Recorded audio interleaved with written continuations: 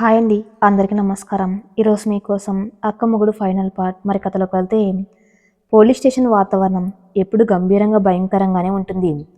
అందులోనూ నేరం చేయని సామాన్యుడికి అది నరకంతో సమానం. ఆనంద్ నిలబడి ఉన్న గదిలో పాత టేబుల్ కుర్చీ, గోడకు వేలాడుతున్న నేరస్తుల ఫోటోలు అన్నీ అతనిలో భయాన్ని పెంచుతున్నాయి.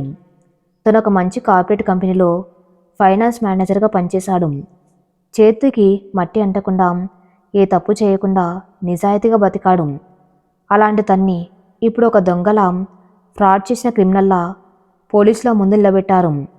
ఇన్స్పెక్టర్ రవికాంత్ చాలా కఠినమైన అధికారి. ఆయన ముందు టేబుల్ మీద లావుపాటి ఫైలు ఉంది. చూడు ఆనంద్, నువ్వెంత పెద్ద చదువు చదివినా దొంగతనం చేసినప్పుడు క్రిమినలే అవుతావు. నీ కంపెనీ ఎండీ రావు గారు నీ మీద పక్కా ఆధారాలతో కంప్లైంట్ ఇచ్చారు. 3 కోట్ల రూపాయల నిధులు దారి మళ్ళాయి. ఆ ట్రాన్సాక్షన్స్ అప్రూవ్ చేసిన ఆడిట్ రిపోర్ట్స్ మీద నీ డిజిటల్ సిగ్నేచర్స్ ఉన్నాయి. దీనికి ఏం సమాధానం చెబుతావు అని గద్దించాడు. ఆనంద్ తల పట్టుకున్నాడు. నన్ను నమ్మండి, నేను ఆ రిపోర్ట్స్ మీద సంతకం చేయలేదు. నేను డిజైన్ చేసిన తర్వాత ఈ ఫ్రాడ్ బయటపడింది. కావాలని నన్ను బలిపశువుని చేశారు. నా డిజిటల్ సిగ్నేచర్ని నా బాస్ రావు గారేం మిస్యూజ్ చేసి ఉంటారు అని ప్రాధేయపడ్డాడు. అవన్నీ కోర్టులో చెప్పుకో. ప్రస్తుతానికి డాక్యుమెంట్స్ ప్రకారం నువ్వు A1 నిందితుడివి. నిన్ను అరెస్ట్ చేసి రిమాండ్ పంపక తప్పదు అని రవికాంత్ లాకప్ వైపు సైగ చేశాడు. సరిగ్గా అప్పుడే ఆగండి ఇన్స్పెక్టర్ గారు అన్న గొంతు పోలీస్ స్టేషన్లో ప్రధ్వనించింది. ఆనంద్ వెనక్కి తిరిగి చూశాడు. మేఘన ఆమెతో పాటు ఒక లాయర్ నిలబడి ఉన్నాడు. మేఘన ముఖంలో భయం లేదు. తన భర్తను రక్షించుకోవాలన్న ఒక తెగింపు కనిపిస్తుంది. లాయర్ ముందుకు వచ్చి, నేను ఆనంద్ గారి లాయర్ని. నా పేరు ప్రసాద్. నా క్లయింట్కి ఈ కేసుతో సంబంధం లేదు. ఆయన రాజీనామా చేసిన తర్వాత ఆయన సిస్టమ్ని, పాస్వర్డ్స్ని కంపెనీ వాళ్ళు సీజ్ చేశారు. ఆ సమయంలో వాళ్ళే ఈ ఫోర్జరీ చేసి ఉండొచ్చు. అరెస్ట్ చేయడానికి ముందు మీరు ప్రాథమిక విచారణ చేయాలి కదా అని వాదించాడు. ఇన్స్పెక్టర్ నవ్వాడు. లాయర్ గారు, మాకు విచారణ ఎలా చేయాలో నేర్పకండి. మా దగ్గర పక్క ఎవిడెన్స్ ఉంది. కావాలంటే బెయిల్ తెచ్చుకోండి, కానీ రేపు కోర్టులో ప్రవేశపెట్టే వరకు లాకప్లో ఉండవలసిందే. మేఘన ఆనంద్ దగ్గరికి వెళ్ళింది. ఆనంద్ కళ్ళల్లో నీళ్లు ఉన్నాయి. పరువు పోతున్న బాధ అతన్ని కుంగదీస్తుంది. బావగారు, భయపడకండి, నేనున్నాను అని మేఘన అతని చేతులు పట్టుకుంది. మేఘన, నేనే తప్పు చేయలేదు. సువర్ణక్క చేసిన రచ్చకే నా ఉద్యోగం పోయింది. ఇప్పుడు ఈ జైలు శిక్ష పడితే నా జీవితం నాశనమైపోతుంది. నువ్వు చిన్ని నాన్నగారు ఏమైపోతారు అని చిన్న పిల్లాలే ఏడ్చాడు ఆనందం. ఒక భర్త ఇలా అందరి ముందు ఏడవటం ఏ భార్యకైనా కన్నీళ్లు తెప్పిస్తుంది. కానీ మేఘన ఏడవలేదు. గుండెను రాయి చేసుకుంది. బావగారు, ఏంటిది? మీరు తప్పు చేయనప్పుడు ఏడవలసిన అవసరం ఏముంది? ఇది మనల్ని భయపెట్టడానికి ఆడుతున్న నాటకం. మీరు ధైర్యంగా ఉండండి. ఈ ఒక్క రాత్రి ఓపిక పట్టండి. రేపు ఉదయానికల్లా మిమ్మల్ని బయటకు తీసుకొచ్చే బాధ నాది అని గట్టిగా చెప్పింది. ఆ మాటల్లోని ఆత్మవిశ్వాసం ఆనంద్కు కొండంత ధైర్యాన్ని ఇచ్చింది. మేఘన లాయర్తో మాట్లాడి ఆనంద్కు కావలసిన సదుపాయాలు ఏర్పాటు చేసి కన్నీళ్లను అణుచుకుంటూ ఇంటికి బయలుదేరింది. ఇంటికి వచ్చేసరికి మధ్యాహ్నం 3 గంటలయింది. గేట్ తీసి లోపలికి వెళ్ళగానే హాల్లో కాంతమ్మ గారు నేల మీద కూర్చుని ఏడుస్తున్నారు. విశ్వనాథం గారు వీల్ చైర్లో కన్నీళ్లతో ఉన్నారు. లక్ష్మి చిన్నెత్తుకుని సముదాయిస్తుంది. మేఘని చూడగానే కాంతమ్మ గారు లేచి వరుణ వచ్చారు. మేఘన, ఏమైంది తల్లి? నా కొడుకును వదిలేశారా? ఎక్కడున్నాడు నా ఆనందం అని మేఘన చేతులు పట్టుకుని వలవల ఏడ్చారు. ఒకప్పుడు మేఘనని దయ్యంలా చూసిన కళ్ళల్లో ఇప్పుడు ఆమె ఒక ఆశకిరణంలా కనిపిస్తుంది. అత్తయ్య గారు ఆనంద్ని స్టేషన్లోనే ఉంచారు. బెయిల్ రేపు కాని రాదు అని చెప్పింది మేఘన భారంగా. ఆ మాట వినగానే కాంతమ్మ గారు గుండెలు బాదుకున్నారు. అయ్యో దేవుడా, ఏంటి నాకీ కర్మ? నా బిడ్డ జైలు పాలయ్యాడా? అదంతా ఆ రావుగడి పని. వాడు ఫ్రాడ్ చేశారని నా కొడుకు ముందే నాతో చెప్పాడు. ఇప్పుడు వాడి పాపానికి నా బిడ్డను బలి చేస్తాడా? మేఘన ఉలిక్కిపడింది. ఏంటత్తయ్య గారు, రావుగారి ఫ్రాడ్ గురించి ఆనంద్ మీకు ముందే చెప్పారా? అవునమ్మా, 6 నెలల క్రితం ఆఫీసులో ఏదో గొడవపడి ఇంటికి వచ్చాడు. అమ్మ, మా ఎండి గారు నల్లధనాన్ని కంపెనీ అకౌంట్స్లో కలిపి వైట్ చేయాలని చూస్తున్నారు. నేను దానికి ఒప్పుకోలేదు. హెచ్ఆర్కి కంప్లైంట్ ఇచ్చాను. వాడు నన్ను టార్గెట్ చేస్తున్నాడు అని బాధపడ్డాడు. అప్పుడు నేను పెద్దగా పట్టించుకోలేదు. ఇప్పుడు వాడే నా బిడ్డను ఇరికించాడా అని వాపోయారు కాంతమ్మ గారు. మేఘన కళ్ళల్లో ఒక మెరుపు మెరిసింది. ఆనంద్ హెచ్ఆర్కి కంప్లైంట్ చేశాడా అంటే ఆ మెయిల్కి సంబంధించిన ఆధారాలు ఖచ్చితంగా ఆనంద్ దగ్గర ఉండి తీరాలి. ఆనంద్ చాలా పద్ధతి గలవాడు. ఆఫీస్ ల్యాప్టాప్ వాళ్ళు లాక్కున్న పర్సనల్ బ్యాకప్ ఏదైనా ఉంచుకునే ఉంటాడు. ఆ దొరికితే ఆనంద్ నిర్దోషి ఆ నిరూపించడం నిమిషాల పని. అత్తయ్య గారు ఏడవకండి, ఏడిస్తే మనకి న్యాయం జరగదు. ఆనంద్ ల్యాప్టాప్లో కానీ హార్డ్ డిస్క్లో కానీ ఆ ఆధారాలు ఉండాలి. నేను వెళ్ళి వెతుకుతాను. లక్ష్మి, నువ్వు మామయ్య గారిని చిన్నిని చూసుకో అని చెప్పి మేఘన ఆనంద్ పని చేసుకుని గదిలోకి పరిగెత్తింది. గదిలో ఆనంద్ పుస్తకాలు, ఫైల్స్ అన్నీ చిందరవందరంగా ఉన్నాయి. మేఘన ప్రతి ఫైల్ని, ప్రతి డైరీని వెతకడం మొదలుపెట్టింది. కంప్యూటర్ ఆన్ చేసి పాత ఫోల్డర్స్ అన్నీ చెక్ చేస్తుంది. గంటలు గడుస్తున్నాయి. సాయంత్రం 6 దాటింది. కానీ ఎక్కడ ఆఫీస్ వ్యవహారాలకు సంబంధించిన పాత ఈమెయిల్స్, ప్రింట్అవుట్స్ కానీ పెన్ డ్రైవ్లు కానీ దొరకలేదు. మేఘనకి నిరాశ ఆవహించింది. తల పట్టుకుని కూర్చుంది. దేవుడా, నా ఆనంద్కి అన్యాయం జరగనివ్వకు. ఆ ఆధారాలు ఎక్కడ పెట్టాడు? అంతలో కాంతమ్మ గారు కాఫీ కప్పుతో గదిలోకి వచ్చారు. ఆమె ముఖంలో కూడా నిరాశ ఉంది. ఏమైందమ్మా, దొరికాయా? లేదు అత్తయ్య గారు, ఎక్కడ దొరకటం లేదు. ఆఫీస్ ల్యాప్టాప్ని వాళ్ళెప్పుడూ సీజ్ చేసేశారు. పర్సనల్ పెన్ డ్రైవ్లు ఏమైనా ఉన్నాయేమో అని చూస్తున్నాను. కాంతమ్మ గారు కాసేపు ఆలోచించారు. మేఘన, ఆనంద్కి ఒక అలవాటు ఉంది. ముఖ్యమైన వస్తువులు పాస్వర్డ్స్ రాసుకుని ఒక చిన్న ఎరుపు రంగు డైరీ వాడి దగ్గరే ఉండేది. అదెక్కడైనా ఉందేమో చూడు అని గుర్తు చేశారు. మేఘన వెంటనే అలమారాలన్నీ మళ్ళీ వెతికింది. కానీ ఎరుపు రంగు డైరీ లేదు. అత్తయ్య గారు, అది ఇక్కడ లేదు. కాంతమ్మ గారి హఠాత్తుగా ఒక విషయం గుర్తొచ్చి ముఖం పాలిపోయింది. అయ్యో మేఘన, ఆ డైరీ అది పాత ఇంట్లోనే ఉండిపోయిందేమో. పాత ఇంట్లోనా? ఎక్కడా? కాంతమ్మ గారు కన్నీళ్లు పెట్టుకున్నారు.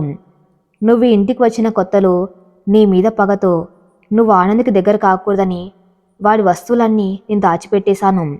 ఒకరోజు వాళ్ళు లేనప్పుడు ఆ ఎరుపు రంగు డైరీని తీసుకుని పాత ఇంట్లో అటక మీద పాత సామాన్లతో పాటు ఒక ట్రంకు పెట్టెలో పడేశాను. వారి తర్వాత వెతుక్కున్నాడు కానీ దొరకలేదు. అది నా పాపమే తల్లి. అంతంత తప్పుని ఒప్పుకున్నారు. మేఘనికి కోపం రాలేదు, కానీ సమయం వృధా అవుతుందన్న టెన్షన్ పెరిగింది. అత్తయ్య గారు, గతం గురించి ఇప్పుడు వద్దు. ఆ ట్రంకు పెట్టె పాత ఇంట్లోనే ఉందా? ఉందమ్మా. సువర్ణ దాన్ని ముట్టుకుని ఉండదు. అందులో పాత పుస్తకాలే ఉన్నాయి కాబట్టి నేను ఇప్పుడే వెళ్తున్నాను అని మేఘన తన స్కూటీ తాళాలు తీసుకుంది. మేఘన, రాత్రి అవుతుంది. ఒంటరిగా పాత ఇంటికి వెళ్ళటం సేఫ్ కాదమ్మా. పైగా ఇప్పుడు ఆ ఇంటి తాళాలు సువర్ణ దగ్గర కూడా ఉన్నాయి అని ఆందోళన పడ్డారు కాంతమ్మ గారు. పర్లేదు అత్తయ్య గారు, నా భర్త ప్రాణాల కన్నా నా భద్రత ముఖ్యం కాదు. నేను వెళ్ళి తీరుతాను అని చెప్పి మేఘన స్కూటీ స్టార్ట్ చేసింది. చీకటి పడింది. వీధి దీపాలు వెలుగుతున్నాయి. మేఘన పాత ఇంటికి చేరుకుంది. ఆ ఇల్లు ఇప్పుడు చూస్తే చాలా భయానకరంగా ఉంది. కరెంటు లేదు. గేట్ తీసి లోపలికి వెళ్ళింది. మేఘన దగ్గర ఒక జత తాళాలు ఉన్నాయి. తలుపు తెరిచి లోపలికి వెళ్ళింది. మొబైల్ టార్చ్ లైట్ ఆన్ చేసింది. ఇల్లంతా దుమ్ము, సాలిడు గూళ్లతో నిండి ఉంది. నేరుగా స్టోర్ రూమ్కి వెళ్ళింది. అక్కడ అటక మీద పాత సామాన్లు కుప్పలుగా పడి ఉన్నాయి. ఒక స్టూల్ వేసుకుని పైకెక్కింది. దుమ్ము దులుపుకుంటూ పాత ట్రంకు పెట్టెని కిందికి దించింది. పెట్టెకి తాళం లేదు. తీసి చూసింది. అందులో పాత బట్టలు, ఆనంద్ చిన్ననాటి బొమ్మలు, కొన్ని పుస్తకాలు ఉన్నాయి. వాటి అడుగున వెతికింది. ఆమె గుండె వేగంగా కొట్టుకుంది. చివరి ఒక పాత ఎరుపు రంగు డైరీ ఆమె చేతికి తగిలింది. హమ్మయ్యా అని ఊపిరి పీల్చుకుంది. వెంటనే దాన్ని తెరిచి టార్చ్ లైట్ వెలుతురులో పేజీలు తిప్పింది. చివరి పేజీలో ఇంపార్టెంట్ పాస్వర్డ్స్ అండ్ డ్రైవ్స్ అని రాసి ఉంది. అందులో లాకర్లో పెట్టిన ఒక సెక్యూర్డ్ హార్డ్ డిస్క్ గురించిన వివరాలు, దానికి సంబంధించిన పాస్వర్డ్ మా చిన్ని, మాధవిప్ల చిన్ని అని రాసి ఉన్నాయి. అంటే ఆధారాలు బ్యాంక్ లాకర్లో ఉన్నాయన్నమాట. సరిగ్గా అప్పుడే బయట ఎవరు నడుస్తున్న శబ్దం వినిపించింది. మేఘన ఉలిక్కిపడింది. గుండె దరదల్లాడింది. స్టోర్ రూమ్ తలుపు చాటున నక్కింది. ఎవరో టార్చ్ లైట్ వేసుకుంటూ లోపలికి వస్తున్నారు. ఎవరు? సువర్ణ అక్కయ్య అనుకుంది. కానీ ఆ రూపం చూసి మేఘన వణికిపోయింది. అది సువర్ణ కాదు, ఆనంద్ మాచిబాస్, రావుగారి మనుషులు. రావుగారికి తెలుసు ఆనంద్ దగ్గర ఏదైనా సాక్ష్యం ఉంటే అది వదిలిపెట్టడని. అందుకే తన గుండాల్ని పంపి ఆనంద్ పాత ఇల్లు కొత్త ఇల్లు వెతికించాలని ప్లాన్ చేశాడు. పాత ఇంట్లో లైట్ వెలగడం చూసి వాళ్ళు లోపలికి వచ్చారు. ఒరేయ్, ఆనంద్ గాడి పెళ్ళం ఇక్కడే ఉన్నట్లుంది. ఆ స్కూటీ బయటే ఉంది చూడు. లోపల వెతకండి, ఏమైనా పేపర్లు దొరికితే తగలబెట్టేయండి అన్నాడు ఒక రౌడీ. మేఘనకి చెమటలు పట్టాయి. తన చేతిలో ఉన్న డైరీలో ఆనంద్ లాకర్ డీటెయిల్స్ ఉన్నాయి. ఇది వాళ్ళ కంట పడితే నాశనం చేస్తారు. అప్పుడు ఆనంద్ని రక్షించటం అసాధ్యం అవుతుంది. ఎలా తప్పించుకోవాలి? మేఘన ధైర్యం తెచ్చుకుంది. ఇది భయపడే సమయం కాదు, పోరాడే సమయం. డైరీని తన చున్నీలో దాచుకుంది. గదిలో ఉన్న ఒక పాత ఐరన్ రాడ్ చేతిలోకి తీసుకుంది. ఒక రౌడీ స్టోర్ రూమ్ వైపు వస్తున్నాడు. తలుపు తీసుకుని లోపలికి అడుగు పెట్టగానే మేఘన ఆ రాడుతో వాడి కాలు మీద బలంగా కొట్టింది. వాడమ్మ అరుచుకుంటూ కింద పడ్డాడు. మిగతా ఇద్దరు రౌడీలు అటు పరిగెత్తుకు వచ్చారు. మేఘన వాళ్ళకు దొరకకుండా చీకటిని ఆసరా చేసుకుని హాల్లోకి పరిగెత్తింది. సహాయం చేయండి, ఎవరైనా ఉన్నారా అని గట్టిగా అరుస్తూ గేటు వైపు పరుగు తీసింది. కానీ ఒక రౌడీ ఆమెను వెంబడించి ఆమె జుట్టు పట్టుకుని వెనక్కి లాగాడు. మేఘన కింద పడిపోయింది. ఏమే, ఎక్కడికి పారిపోతున్నావు? నీ మొగుడిని జైలుకి పంపిన మా బాసు నిన్ను వదిలేస్తాడా? ఇవ్వు, ఏముంది నీ దగ్గర అని ఆమె చున్నీని లాగబోయాడు. సరిగ్గా ఆ క్షణంలో వదలరా దాన్ని అన్న గర్జన లాంటి వాయిస్ వినిపించింది. మేఘన కళ్ళు తెరిచి చూసింది. గేట్ దగ్గర పోలీసు యూనిఫామ్లో ఏసీపీ విక్రమ్ గారు నిలబడి ఉన్నారు. ఆయన వెనక ఇద్దరు కానిస్టేబుల్స్ ఉన్నారు. విక్రమ్ గారు లోపలికి వచ్చి ఆ రౌడీలని తన లాఠీతో చితక్కొట్టారు. వాళ్ళు భయంతో పారిపోవడానికి ప్రయత్నించిన కానిస్టేబుల్స్ వాళ్ళని పట్టుకుని జీప్లో పడేశారు. మేఘన మెల్లగా లేచి నిలబడింది. విక్రమ్ గారు ఆమె దగ్గరికి వచ్చి ఆర్ యూ ఓకే మేఘన గారు అని అడిగారు. నేను బాగానే ఉన్నాను సార్, మీరు ఎలా వచ్చారు కరెక్ట్ టైంకి అని ఆశ్చర్యంగా అడిగింది. విక్రమ్ గారు నవ్వారు.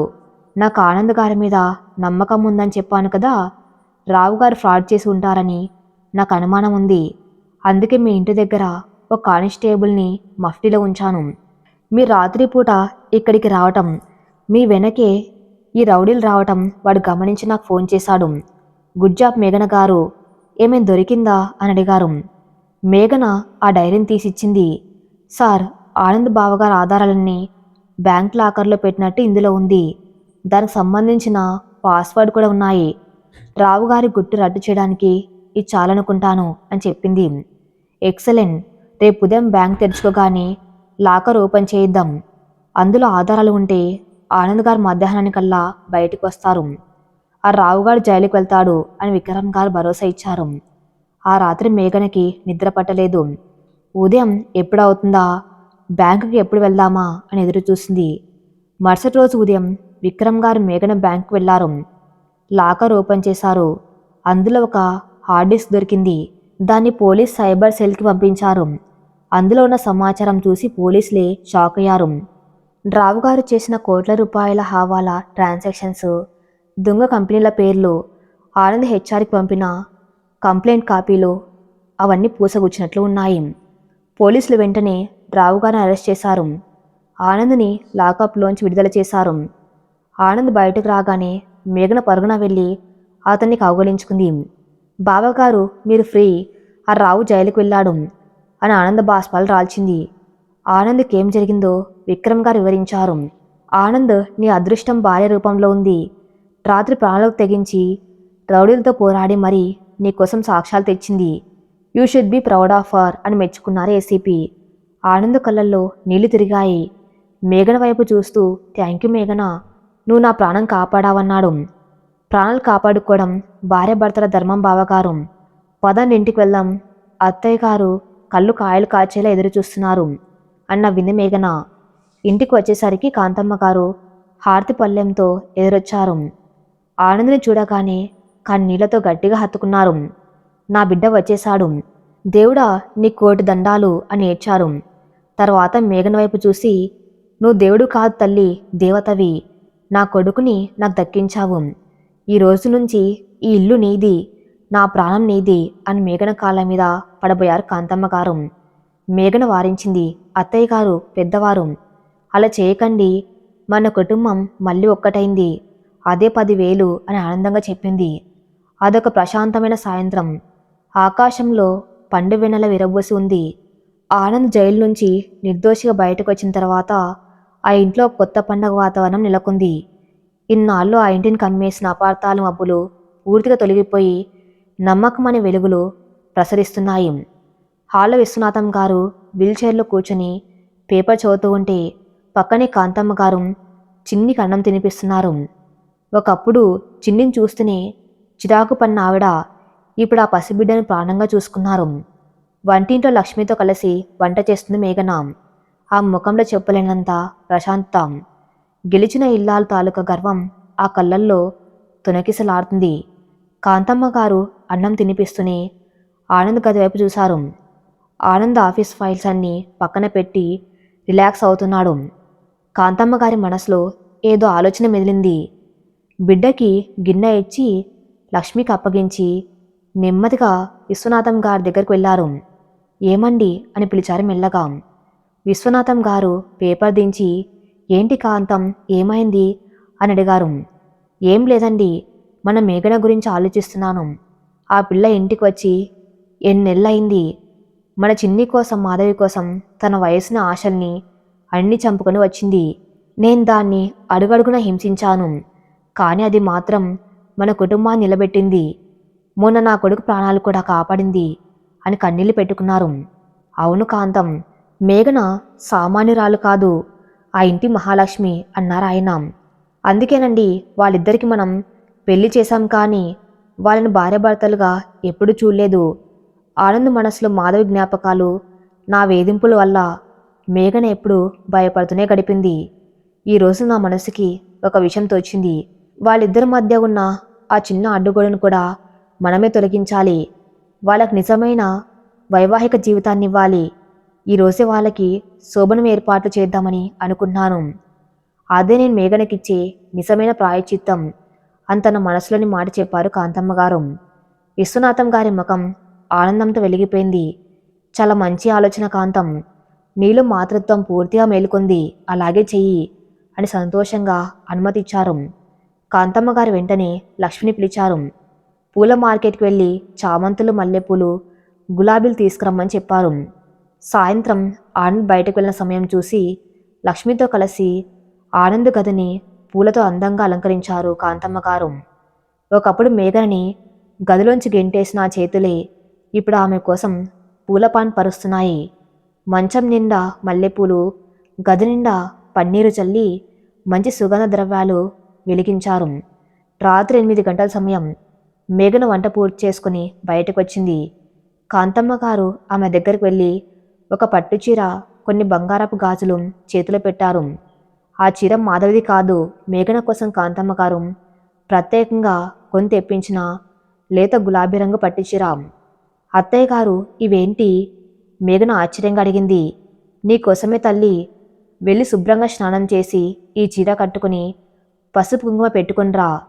ఈరోజు మాకు పండగ రోజు, వెళ్ళి తయారవు అని ఆప్యాయంగా తల్లి నిమిరారు కాంతమ్మ గారు. మేఘనకి ఏం అర్థం కాలేదు, కానీ అత్తయ్య గారి ముఖంలో ఉన్న ప్రేమను చూసి కాదనిలే గదిలోకి వెళ్ళింది. స్నానం చేసి ఆ గులాబీ రంగు పట్టుచీర కట్టుకుంది మేఘన. అద్దం ముందు నిలబడి బొట్టు పెట్టుకుంటుంటే ఆమెకు తన ప్రతిబింబం కొత్తగా కనిపించింది. ఇన్నాళ్ళు తనంతాను కేవలం చిన్నికి తల్లిగా, ఆనంద్కి మరదలిగా మాత్రమే చూసుకుంది. కానీ ఈరోజు ఆ అద్దంలో ఒక పెళ్లి కూతురు కనిపిస్తుంది. మెడలో ఆనంద్ ఇచ్చిన వెండి లాకెట్ ఉన్న గొలుసు మెరుస్తుంది. జడ అల్లుకొని కాంతమ్మ గారు ఇచ్చిన మల్లెపూలు పెట్టుకుంది. ఆమె అందం ఆ పట్టుచీరలో ద్విగుణీకృతమైంది. అంతలో ఆనంద్ ఇంటికొచ్చాడు. హాల్లో అలంకరణ, పూల వాసన చూసి ఆశ్చర్యపోయాడు. కాంతమ్మ గారు కొడుకు దగ్గరకు వచ్చి, ఆనంద్ వెళ్ళి ఫ్రెష్ అవ్వు, ఈ రోజు నుంచి మీ జీవితం కొత్తగా మొదలవ్వాలిరా. మేఘన నీకు భార్య మాత్రమే కాదు, నీ ప్రాణం. ఆ పిల్లకి ఇవ్వాల్సిన స్థానం, ప్రేమ నువ్వు పూర్తిగా ఇవ్వాలి అని ఆశీర్వదించారు. ఆనంద్కి తల్లి ఉద్దేశం అర్థమైంది. అతని మనసులో చెప్పలేనంత ఆనందం, మేఘన మీద అంతులేని ప్రేమ ఉప్పొంగాయి. రాత్రి 10 గంటలైంది. ఇల్లంతా నిశ్శబ్దం. మేఘన చేతిలో పాల గ్లాస్ పట్టుకుని ఆనంద్ గది ముందు నిలబడింది. పెళ్ళయి ఇన్నేళ్ళైనా ఈరోజు ఆ గదిలోకి అడుగుపెట్టడానికి ఆమె కాళ్ళు వణుకుతున్నాయి. గుండె లయతప్పి కొట్టుకుంటుంది. ఇన్నాళ్ళు ఆ గదిలో మాధవి జ్ఞాపకాలు ఆమెను వెంటాడేవి. తను అక్క స్థానాన్ని ఆక్రమిస్తున్నానా అన్న అపరాధ భావం ఉండేది. కానీ ఇప్పుడు పరిస్థితులు వేరు. నెమ్మదిగా తలుపు తీసుకుని లోపలికి అడుగుపెట్టింది మేఘన. గదిలో లైట్లు ఆపి కేవలం 2 చిన్న నైట్ ల్యాంప్స్ మాత్రం వెలుగుతున్నాయి. మల్లెపూల సువాసన గది అంతా మత్తుగా వ్యాపించి ఉంది. ఆనంద్ కిటికీ దగ్గర నిలబడి బయట వెన్నెల వైపు చూస్తున్నాడు. తలుపు చప్పుడు వినగానే వెనక్కి తిరిగాడు. గులాబీ రంగు పట్టిచీరలో సిగ్గుతో తల వంచుకుని నిలబడిన మేఘను చూడగానే ఆనంద్ కళ్ళు ఆగిపోయాయి. ఏ రంబో ఊర్వశో భూమికి దిగి వచ్చినట్లుంది. ఆ మందం కన్నా ఆమెలో ఉన్న స్వచ్ఛత ఆనంద్ని కట్టిపడేసింది. మేఘన్ నెమ్మదిగా నడుచుకుంటూ వచ్చి పాల గ్లాసును టేబుల్ మీద పెట్టింది. ఆనంద్ ఆమె దగ్గరకు వచ్చి నిలబడ్డాడు. ఇద్దరి మధ్య కేవలం అంగుళం దూరం. మేఘన గుండె చప్పుడు ఆనంద్కి సుష్టంగా వినిపిస్తుంది. మేఘన అని పిలిచాడు మృదువుగా. ఆ పిలుపులో ఇన్నాళ్ళు ఉన్న దూరం లేదు, కేవలం ఆరాధన ఉంది. మేఘన్ తల ఎత్తి చూసింది. చెప్పండి బావగారు అంది నత్తిగా. ఆనంద్ చిరునవ్వు నవ్వి తన 2 చేతులతో ఆ ముఖాన్ని పైకెత్తాడు. మొదట నువ్వు ఆ పిలుపు మార్చాలి మేఘన. నేను నీకు బావగారిని కాను. ఆ పదం మన మధ్య ఒక అదృశ్యమైన గోడను కడుతుంది. నేను నీ భర్తని, నీ తోడుని. ఇకపై నన్ను ఏమండి అను, లేదా నా పేరుతోనే పిలవాలి, ఒప్పుకుంటావా అని అడిగాడు ఆమె కళ్ళలోకి చూస్తూ. మేఘన సిగ్గుతో బుగ్గలు ఎర్రబడ్డాయి. సరే ఏమండి అని మెల్లగాంది. ఆ పదం పలక్కానే ఆమెకెంత స్వేచ్ఛగా, పూర్తిగా ఆనంద్ సొంతమైనట్లు అనిపించింది. ఆనంద్ ఆమె చేతులను తన చేతుల్లోకి తీసుకున్నాడు. మేఘన, మన పెళ్లి ఒక ఒప్పందంగా మొదలైంది. చిన్ని కోసం నువ్వు నీ ఆశను త్యాగం చేశావు. మొదట్లో నేను నిన్ను మాధవి చెల్లెలుగానే చూశాను. నా మనసులో మాధవి తప్ప ఇంకెవరికి స్థానం లేదనుకున్నాను. కానీ నువ్వు చూపించిన ఓర్పు, నా మీద, నా కుటుంబం మీద నువ్వు చూపించిన ప్రేమ నన్ను మార్చేశాయి. పోలీస్ స్టేషన్లో నేను ఒంటరిగా ఉన్నప్పుడు నా కోసం నువ్వు పన్న తపన చూశాక నాకు అర్థమైంది, నా ప్రాణం మాధవి కాదు, నా ప్రాణం నువ్వే అని. మేఘన కళ్ళల్లో ఆనంద బాష్పాలు రాలాయి. ఇన్నాళ్ళు తను పడిన కష్టానికి, చిందించిన కన్నీళ్లకి సరైన ప్రతిఫలం దొరికిన క్షణం అది. నాకు భయంగా ఉండేదండి, మీరు ఎప్పటికీ అక్కనే ప్రేమిస్తారేమో, నన్ను కేవలం చిన్నికి తల్లిగానే చూస్తారేమో అని. నేను అక్క స్థానాన్ని లాక్కోవాలని రాలేదు, కానీ మీ మనసులో నాకు కొంచెమైనా చోటు కావాలని తప్పించిపోయాను అని తన మనసులోని ఆవేదనను బయటపెట్టింది మేఘన. ఆనంద్ ఆమె కన్నీళ్లను తన బొట్న వేలుతో తుడిచాడు. మాధవి నా గతం మేఘన, అందమైన గతం. ఆ జ్ఞాపకాలను నేను గౌరవిస్తాను. కాను నా వర్తమానం, నా భవిష్యత్తు. నేను నిన్ను మాధవి స్థానంలో పెట్టి ప్రేమించడం లేదు, నిన్ను మేఘనగానే ప్రేమిస్తున్నాను. నీ ధైర్యం, నీ నిజాయితీ, నీ ప్రేమ ఇవన్నీ నన్ను నీకు బానిసం చేశాయి. ఐ లవ్ యూ మేఘన. కల్తీ లేని స్వచ్ఛమైన ప్రేమ నాది అంటూ ఆమె నుదుటి మీద సున్నితంగా ముద్దు పెట్టాడు. ఆ ముద్దు మేఘన శరీరంలో విద్యుత్ తరంగాలను రేపింది. ఇన్నాళ్ళుగా అణిచిపెట్టుకున్న ఆమె స్త్రీత్వం, భర్త స్పర్శ కోసం తప్పించిన ఆ మనసు ఒక్కసారిగా మేలుకున్నాయి. కళ్ళు మూసుకొని ఆనంద్ స్పర్శను ఆస్వాదించింది. ఆనంద్ నెమ్మదిగా ఆమెను తన హక్కున చేర్చుకున్నాడు. ఆ కౌగిల్లో ఇన్నాళ్ళ కష్టాలు, అపార్థాలు, కన్నీళ్లు అన్నీ కరిగిపోయాయి. ఇద్దరి హృదయ స్పందనలు ఒకటయ్యాయి. కిటికీలోంచి వస్తున్న వెన్నెల వారిద్దరిని ఆశీర్వదిస్తున్నట్టుగా ప్రకాశిస్తుంది. ఆనంద్ మేఘన జల్లోని మల్లెపూల వాసనని పీల్చుకుంటూ ఆ మెడపై సున్నితంగా పెదవులు ఉంచాడు. మేఘన సిగ్గుతో తల వంచుకొని ఆనంద్ ఛాతిపై వాలింది. ఆనంద్ ఆమెను తన చేతుల్లోకి ఎత్తుకుని పూలపాన్పు మీదకు తీసుకెళ్లాడు. మల్లెపూల పరుపు మీద వారిద్దరు నూతన జీవితం ప్రారంభమైంది. మాటలు కందని మౌన రాగాల నడుమ, పెదవులు పెదవులతో పలికిన ప్రేమ కావ్యాల నడుమ ఆ రాత్రి ఆనంద్ మేఘన్లు ఒక్కటయ్యారు. 2 శరీరాలు కాదు, 2 స్వచ్ఛమైన ఆత్మలు ఒకదాంతో ఒకటి మమేకమయ్యాయి. ఇన్నాళ్ళుగా దారి తప్పిన ప్రవాహం లాంటి వారి జీవితం ఆ రాత్రి ప్రేమని సముద్రంలో సంగమించింది. బాధ్యతలతో మొదలైన బంధం అనురాగంగా మారి అంతిమంగా ఒక పవిత్రమైన దాంపత్యానికి నాంది పలికింది. ఆ చీకటి గదిలో వెన్నెల సాక్షిగా వారిద్దరి కలయిక అపురూపంగా ఆత్మీయంగా ముగిసింది. తెల్లవారింది. కిటికీలోంచి ఉదయపు సూర్యకిరణాలు గదిలోకి తొంగి చూస్తున్నాయి. చల్లని గాలికి గదిలోని కర్టన్లు కదులుతున్నాయి. మంచం మీద ఆనంద కౌగిల్లో ప్రశాంతంగా నిద్రపోతుంది మేఘన. ఆ ముఖంలో గతంలో ఎప్పుడు చూడని ఒక అద్భుతమైన కళ, పరిపూర్ణమైన స్త్రీత్వం ఉట్టిపడుతున్నాయి. ఆనంద్ మెలకు వచ్చి తన గుండెల మీద తలపెట్టి నిద్రపోతున్న మేఘని చూశాడు. రాత్రంతా నిద్ర లేకపోయినా ఆ ముఖంలో అలసట లేదు.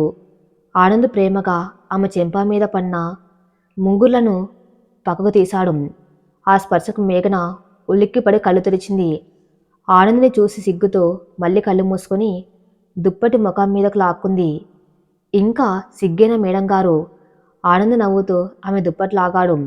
చీ పోండి, టైం ఎంతైంది? అత్తయ్య గారు చూస్తే ఏమనుకుంటారు అంటే మేఘన కంగారుగా లేవబోయింది. ఆనంద్ ఆమె చేయి పట్టుకుని ఆపాడు. ఎవరేమనుకుంటే మనకేంటి, నువ్వు నా భార్యవి. అయినా అమ్మే కదా మనం నిన్న గదిలోకి పంపింది. ఇంకాసేపు ఇలాగే ఉండు అని బతిమలాడాడు. కానీ మేఘన్ నవ్వుతూ అతని చేయి వదిలించుకుని, అది కుదరదండి, కాలేజ్కి వెళ్ళాలి, చిన్నిని చూసుకోవాలి, మీరు త్వరగా లేవండి అని చెప్పి బాత్రూంలోకి పారిపోయింది. ఆనంద్ ఆమె వెళ్ళే వైపు చిరునవ్వుతో చూస్తూ ఉండిపోయాడు. మేఘన తలస్నానం చేసి దేవుడి గదిలో దీపం వెలిగిస్తూ ఉంటే కాంతమ్మ గారు అక్కడికి వచ్చారు. మేఘన అత్తగారి పాదాలకు నమస్కరించింది. దీర్ఘ సుమంగళి బావ తల్లి, నా పాపాలు పోయాయి మేఘన, మీరు సంతోషంగా ఉంటే చూడాలనిపించింది అని మనస్ఫూర్తిగా దీవించారు కాంతమ్మ గారు. అంత సవ్యంగానే సాగుతుందనుకునే లోపు మేఘన కాలేజ్ నుంచి ఒక ఫోన్ వచ్చింది. ప్రిన్సిపల్ గారు మేఘన్ను అర్జెంటుగా కలవాలన్నారు. గతం తాలూకా ఫోటో వ్యవహారం పూర్తిగా సద్దుమణిగిందనుకుంటే మళ్ళీ మేనేజ్మెంట్ ఏదో నిర్ణయం తీసుకున్నట్లుంది. అదే సమయంలో ఆనంద్ పాత ఆఫీస్ నుంచి కాల్ వచ్చింది. ఆనంద్ని అకారణంగా ఉద్యోగం నుంచి తీసేసినందుకు పరిహారంగా తిరిగి ఉద్యోగం ఇస్తామన్నారు. కానీ ఆనంద్ మనసులో తన సొంత కన్సల్టెన్సీని డెవలప్ చేసుకోవాలని కసి బలంగా నాటుకపోయింది. ఉదయం 9 గంటలు ఆనంద్ తన ల్యాప్టాప్ ముందు కూర్చుని పాత ఆఫీసు హెచ్ఆర్కి ఫోన్లో సమాధానం చెబుతున్నాడు. సారీ సార్, మీరు నా నిజాయితీని గుర్తించి మళ్ళీ మేనేజర్ పోస్ట్తో పాటు ప్రమోషన్ ఇవ్వటం సంతోషమే. కానీ నేను నా సొంత కన్సల్టెన్సీని వదిలి రాలేను. కష్టకాలంలో నన్ను రోడ్డున పడేసిన కంపెనీ కన్నా కష్టాల్లో నాకు అండగా నిలబడిన నా భార్య ఇచ్చిన ధైర్యం నాకు ముఖ్యం. నా సామ్రాజ్యాన్ని నేనే నిర్మించుకుంటాను. థ్యాంక్ యూ అని ఫోన్ పెట్టేశాడు. వెనక నుంచి కాఫీ కప్పుతో వచ్చిన మేఘన ఈ మాటలు వింది. భర్త ఆత్మవిశ్వాసాన్ని చూసి ఆమె గుండె గర్వంతో ఉప్పొంగింది. నిజంగానే వెళ్ళరాండి, లక్షల జీతం కదా అని అడిగింది. ఆనంద్ ఆమె చేతిలోని కాఫీ తీసుకుంటూ, లక్షల జీతం కన్నా నా భార్య ముందు నేను నిలబెట్టుకున్న ఆత్మగౌరవం ముఖ్యం మేఘన. అయినా ఆనంద్ అసోసియేట్స్కి ఇప్పుడు క్లయింట్స్ పెరుగుతున్నారు, మనకే లోటు రాదు అని నవ్వాడు. మేఘన సంతోషంగా తలూపింది. కానీ ఆ మనసులో ఇంకా కాలేజ్ నుంచి వచ్చిన ఫోన్ కాల్ గురించిన టెన్షన్ తొలగలేదు. సరే అండి, నేను కాలేజ్కి బయలుదేరుతున్నాను. ప్రిన్సిపల్ గారు ఎందుకు రామన్నారో ఏమో, మళ్ళీ ఆ ఫోటో గొడవ గురించి యాజమాన్యం ఏమైనా తప్పుగా ఆలోచిస్తుందేమో అన్న భయం నన్ను వెంటాడుతుంది. ఆనంద్ ఆ భుజం తట్టి, ధైర్యంగా వెళ్ళి మేఘన, సత్యం ఎప్పుడు గెలుస్తుంది. నువ్వు తప్పు చేయనప్పుడు భయపడవలసిన పనేముంది, వెళ్ళు అని సాగనంపారు. మేఘన కాలేజ్కి చేరుకుంది. స్టాఫ్ రూమ్లో వాతావరణం కొంచెం గంభీరంగానే ఉంది. మేఘన్ నేరుగా ప్రిన్సిపల్ క్యాబిన్లోకి వెళ్ళింది. అక్కడ కాలేజ్ మేనేజ్మెంట్ బోర్డు మెంబర్స్ కూడా కూర్చుని ఉన్నారు. మేఘనకి చెమటలు పట్టాయి. ప్రిన్సిపల్ గారు మేఘన్ని చూసి నవ్వారు. కూర్చొని మేఘన గారు. మేఘన కూర్చుంది. నిన్న నేను మీకు ఫోన్ చేసినప్పుడు మీరు కంగారు పడి ఉంటారు. గతం తాలూకా ఫోటో విషయం గురించి బోర్డు మెంబర్స్ అంతా చర్చించారు. మీ అత్తగారు ఆడిన నాటకం, మీ ఆడియో ప్రూఫ్స్ అన్నీ వాళ్ళు విన్నారు. ఒక స్త్రీ తన వ్యక్తిత్వాన్ని కాపాడుకోవడానికి ఎంతగా పోరాడుతుందో మీ జీవితం ఒక ఉదాహరణ. మీకు జరిగిన మానసిక క్షోభకు కాలేజ్ తరపున మేము క్షమాపణ చెబుతున్నాం అన్నారు ప్రిన్సిపల్. మేఘన ఊపిరి పీల్చుకుంది.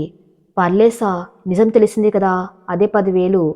అంతేకాదు మేఘన గారు, మా ఇంగ్లీష్ డిపార్ట్మెంట్ హెచ్ఓడి గారు రిటైర్ అవుతున్నారు.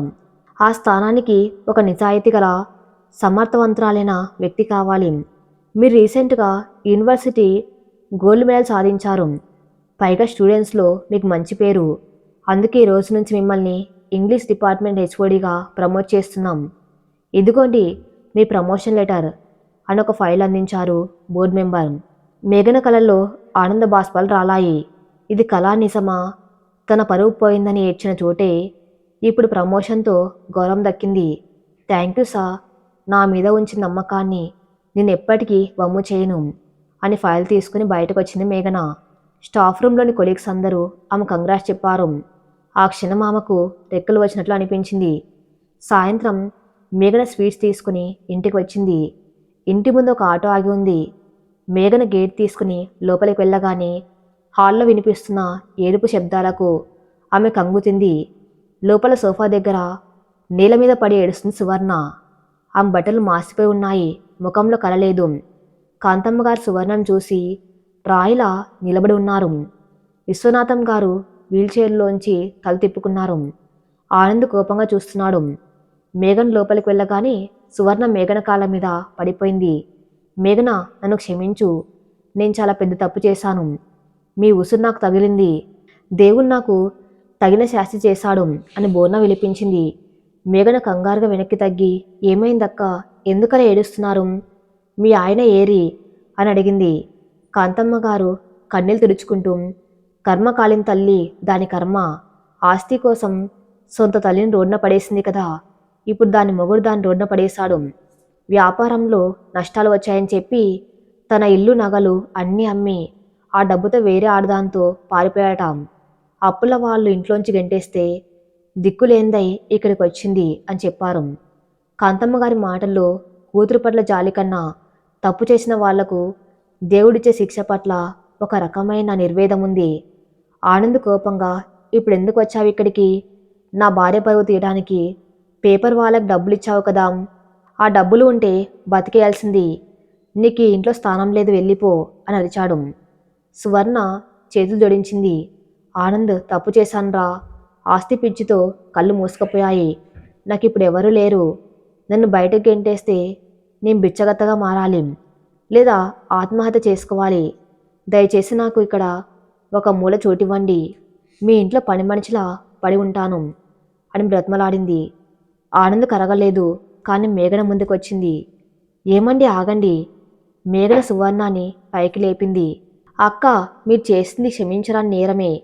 కానీ ఆకలితో ఇంటికొచ్చిన ఆడబిడ్డని గెంటేసేంత రాక్షసులం కాదు మేము. మీరు ఈ ఇంట్లోనే ఉండొచ్చు. ఆ మాట వినగానే ఆనంద్, కాంతమ్మ గారు ఆశ్చర్యపోయారు. మేఘన, ఏంటిది? పాముకి పాలు పోసి పెంచుతావా అన్నాడు ఆనందం. మేఘన నవ్వింది. పాముకి పళ్ళు పీకేశాక అది కేవలం తాడు లాంటిదండి. అక్కకిప్పుడు ఆశ్రయం కావాలి, ఇస్తాం. కానీ అక్క, ఒక కండిషన్. మీరు ఇక్కడ ఉచితంగా ఉండడానికి వీల్లేదు. మీరు చదువుకున్నారు కదా, రేపటి నుంచి ఏదైనా ఉద్యోగం వెతుక్కోండి. మీ కాళ్ళ మీద మీరు నిలబడండి. అప్పుడే మీకు ఈ ఇంట్లో భోజనం దొరుకుతుంది. మీ బతుకు మీరు బతుకుతూ మాతో ఉండొచ్చు అని కరాఖండిగా చెప్పింది మేఘన. సువర్ణ కన్నీళ్లతో మేఘన చేతులు పట్టుకుంది. అలాగే మేఘన, నీ దయకు నేను జీవితాంతం రుణపడి ఉంటాను అని చెప్పింది. కాంతమ్మ గారు మేఘన విశాల హృదయాన్ని చూసి మురిసిపోయారు. నువ్వు నిజంగానే అన్నపూర్ణవి తల్లి. నా కుటుంబాన్ని ముక్కలు కాకుండా కాపాడావు అని దీవించారు. ఆ రోజు రాత్రి మేఘన తన ప్రమోషన్ విషయాన్ని ఇంట్లో చెప్పింది. ఆనందానికి అవధుల్లేవు. ఇల్లంతా సంతోషంతో నిండిపోయింది. కాలచక్రం గిర్రన తిరిగింది. 5 ఏళ్ళు గడిచిపోయాయి. పాత ఇల్లు ఇప్పుడు కొత్త రంగులతో, అందమైన పూల మొక్కలతో ఒక నందనవనంలా మారిపోయింది. ఆనంద్ కన్సల్టెన్సీ ఇప్పుడు నగరంలోని పేరున్న సంస్థగా ఎదిగింది. 10 మందికి ఉపాధి కల్పిస్తూ ఆనంద్ ఒక సక్సెస్ఫుల్ బిజినెస్ మ్యాన్గా మారాడు. మేఘన ఇంగ్లీష్ డిపార్ట్మెంట్ హెచ్ఓడిగా కాలేజీలో ఎంత గౌరవం పొందుతుంది. ఆదివారం ఉదయం పెరట్లో కాంతమ్మ గారు, విశ్వనాథం గారు కూర్చుని ఉన్నారు. వారి ముఖాల్లో ఎంత ప్రశాంతత. 5 ఏళ్ల వయసున్న చిన్ని పరుగున వచ్చి కాంతమ్మ గారి ఒళ్ళో పడింది. బామ్మ, తమ్ముడు నా బొమ్మ లాక్కుంటున్నాడు అని ఫిర్యాదు చేసింది. వెనకాలే 2.5 ఏళ్ల బుడతడు డకడక అడుగులు వేసుకుంటూ వచ్చాడు. వాడు మేఘన ఆనందుల సొంత కొడుకు కార్తికేయ. కాంతమ్మ గారు నవ్వుతూ, ఒరే కార్తీ, నీ అక్క బొమ్మ లాక్కుంటావా, రైటు అని మనవన్ని కూడా దగ్గరకు తీసుకున్నారు. ఆవిడ మనసులో ఇప్పుడు సవతి బిడ్డ, సొంత బిడ్డ అని తారతమ్యాలు లేవు. ఇద్దరు ఆమెకు రెండు కళ్ళలాంటి వాళ్ళే. సువర్ణ కూడా మారిపోయింది. ఆమె ఒక చిన్న స్కూల్లో టీచర్గా పనిచేస్తూ తన గతాన్ని మర్చిపోయి తల్లిదండ్రులకు సేవ చేస్తూ ప్రశాంతమైన జీవితం గడుపుతుంది. మేఘన బాల్కన్ నిలబడి ఈ దృశ్యాన్ని చూస్తుంది. ఆ ముఖంలో ఒక పరిపూర్ణమైన స్త్రీత్వం, గెలిచిన ఇల్లాలు తాలూకు సంతృప్తి ఉన్నాయి. ఆమెను వెనక నుంచి కౌగలించుకున్నాడు ఆనందం. ఏంటి మేడం గారు, ఆదివారం కూడా ఆలోచన లేనా అని అడిగాడు. మేఘన వెనక్కి తిరిగి ఆనంద్ కళ్ళలోకి చూసింది. ఆలోచనలు కాదండి, జ్ఞాపకాలు. ఈ ఇంటికి నేను వచ్చిన మొదటి రోజు గుర్తొచ్చింది. అక్క చనిపోయి చిన్ని ఏడుస్తూ ఉంటే నేను ఈ గుమ్మం తొక్కాను. అప్పుడు నా మనసంతా భయం, అత్తయ్య గారి సాధింపులు, మీ అనుమానాలు, లోకం సూటిపోటి మాటలు. ఒకానొక దశలో నా జీవితం ముగిసిపోయిందనుకున్నాను. ఆనంద్ ఆమెను మరింత దగ్గరకు తీసుకున్నాడు. అవును మేఘన, నేను నిన్ను అర్థం చేసుకోలేకపోయాను. నిన్ను కేవలం మాధవి చెల్లెలిగా, నా కూతురికి ఆయలా చూశాను. నాలో అహంకారం, అమ్మ మాయం మాటలు నన్ను గుడ్డివాణ్ణి చేశాయి. కానీ నువ్వు ఒక సాధారణమైన అమ్మాయిలా ఏడుస్తూ కూర్చోలేదు. చదువుకున్నావు, ఉద్యోగం సాధించావు, నా ప్రాణాలు కాపాడావు. ఈరోజు నేను ఈ స్థాయిలో ఉన్నానంటే దానికి కారణం నువ్వే. నా కుటుంబం ఇలా సంతోషంగా ఉందంటే దానికి కారణం నువ్వే అన్నాడు భావోద్వేగంతో. మేఘన్ నవ్వింది. నేనేమీ సాధించలేదండి. ఒక ఆడది తన కుటుంబాన్ని కాపాడుకోవడానికి పడే తపన మాత్రమే నాది. ఆ రోజు నన్ను అక్క మొగుడిని చేసుకున్న పిల్ల అని లోకం జాలిగా చూసింది. కానీ ఈరోజు నేను గర్వంగా చెబుతున్నాను, మీరు నా అక్క మొగుడు కాదు, నా మొగుడు, నా ప్రాణం, నా సర్వస్వం అంటూ ఆనంద్ ఛాతిపై తలవాల్చింది. ఆనంద్ ఆమె నుదుటి మీద ముద్దు పెట్టి ఐ లవ్ యూ మేఘన అన్నాడు. కింద ఆడుకున్న చిన్ని, కార్తికేయలు అమ్మ నాన్న అని అరుచుకుంటూ పైకి పరుగులు తీశారు. వాళ్ళిద్దరినీ చెరో చేతి ఎత్తుకున్నారు ఆనంద్ మేఘన. అదొక అద్భుతమైన కుటుంబ చిత్రం. అనుమానాల అపార్థాలు, కష్టాలు అని కార్మోబుల్ని చీల్చుకుని బయటికి వచ్చిన నికార్సైన ప్రేమ వెన్నెల ఆ ఇంటిని ప్రకాశింపజేస్తుంది. సహనం, బాధ్యత, నిజాయితీ ఉంటే ఒక స్త్రీ తన జీవితాన్ని ఎలా స్వర్గంగా మార్చుకోగలదో నిరూపించిన మేఘన ప్రయాణం ప్రతి ఆడపిల్లకు ఒక స్ఫూర్తి. ఈ కథ ఇంతటితో సమాప్తం. మరిన్ని మంచి స్టోరీస్ కోసం నా ఛానల్ని ఫాలో అవుతూనండి. Thank you for listening.